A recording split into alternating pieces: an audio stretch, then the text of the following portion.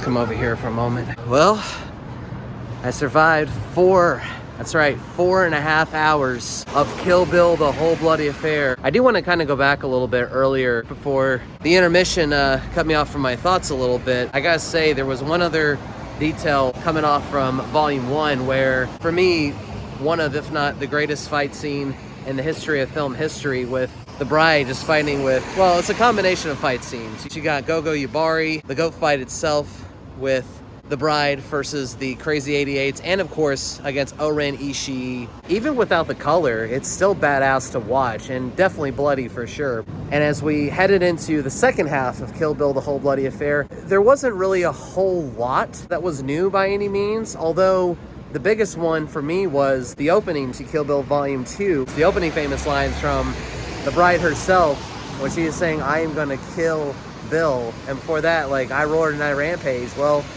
that part was taken out. It was definitely nice though, for sure, to kind of continue the story, but I definitely missed that opening part. To kick off Kill Bill Volume 2, well, in this case with the whole bloody affair, it was definitely a nice continuation when it came to being back at where it all began with the massacre. I mean, there's definitely some noticeable differences. Also, some nice continuation within the scenes. There were definitely some new things in there. I mean, I felt like more so Volume 1, there was definitely a lot more with the extended anime sequence, and definitely, as I mentioned, about the fight scenes at the House of Blue Leaves being in color, especially with the bride fighting against the Crazy 88s. Oh, and I definitely cannot forget Yuki's Revenge played at the very, very end after the credits, and there was like a really funny like refreshments, you know, those classic refreshment commercials you see at the very beginning at the movie theaters, of course. It was like very odd, and it was kind of like, what? Wait a minute. But turns out it was Yuki's Revenge, of course, the Fortnite short film, and it was really great to hear from Quentin Tarantino. He was the voice of Bill,